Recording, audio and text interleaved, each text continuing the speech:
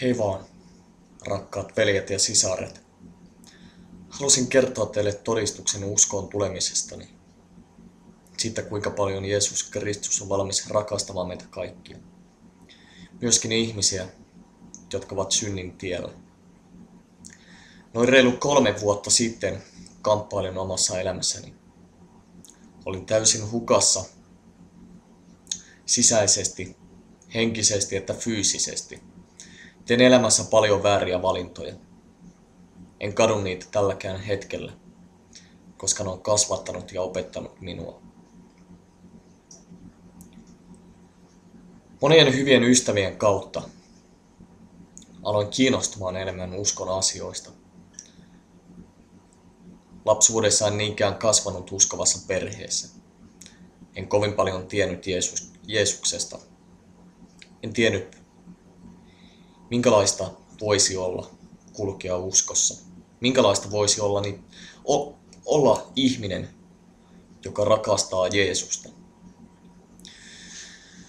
Kaikki kuitenkin muuttui kohdallani. Tällä hetkellä kuljen armon tiellä. Olen saanut ottaa vastaan Pyhän Hengen.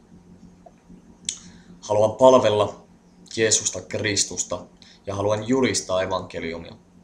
Haluan kertoa ihmisille, kuinka ääretöntä on Kristuksen rakkaus. Tänä kyseisenä iltana, kun tein ratkaisun uskoni suhteen, olin silloisen kotini sängyssä päättämässä Rami Kivisalon kirjaa, joka kertoo väkivallasta, huumeista, ahdistuksesta ja siitä, kuinka Jeesus voi parantaa meidät tästä kaikesta. Samassa hetkessä, kun olin saanut kirjan viimeiset sivun luettua, aloin miettimään, voisiko tämä olla mahdollista. Rakastaako Jeesus tosiaan meitä niin paljon, että hän antaa meille uuden elämän? Seuraava tekoni oli se, että laitoin kirjan lattialle monien vuosien jälkeen, ristin käteni, mietin mielessäni, mietin sydämessäni, voiko Jeesus pelastaa näin syntistä ihmistä enää. Ihmistä, joka on tehnyt elämässä vääriä valintoja, vääriä asioita. Ihmistä, joka ei millään tavalla ole uskossa, ei millään tavalla tunne Jeesusta.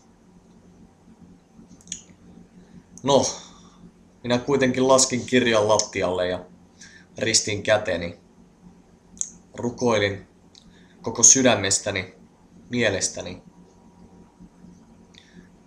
Jeesusta Kristusta elämääni, että hän sovittaisi syntini anteeksi. Saisin syntyä tähän maailmaan uutena ihmisenä. Saisin sydämeeni Pyhän Hengen ja saisin lähteä palvelemaan Jeesusta. Samassa hetkessä koin nämä 3 merkittävää asiaa.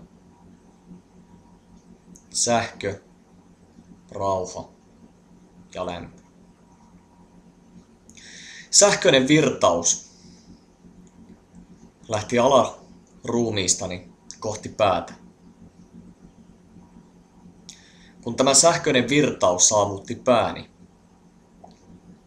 tuntui kuin kaikki se menneisyyden taakka olisi hävinnyt sydämeltäni. Itkin vuolaasti. Itkin vuolaasti monien vuosien jälkeen, koska olin kylmettänyt itseni niin täysin, etten kyennyt itkemään. En halunnut itkeä, koska olen mies. Halusin kieltää tunteeni täysin. Tiedän, että tässä hetkessä annoin elämäni Jeesukselle Kristukselle. Sinä katsoja siellä. Sinä tiedät tätäkin katsoessa, että se ei suinkaan ole myöhäistä. Jumalan johdatuksesta sinä olet löytänyt tämän videon. Jumalan puhtaasta rakkaudesta.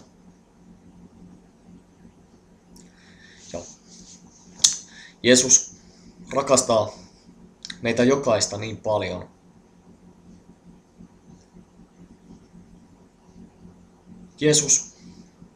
Jeesus kärsi meidän kaikkien synnit ristillä puolestamme. Jeesus oli valmis lunastamaan elämänsä meidän syntimme puolesta. Voiko sen puhuttelevampaa tekoa enää ollakaan? Mitä usko vaatii meiltä? Se ei vaadi mitään. Usko annetaan meille. Meidän ei sinällänsä tarvitse edes pyytää,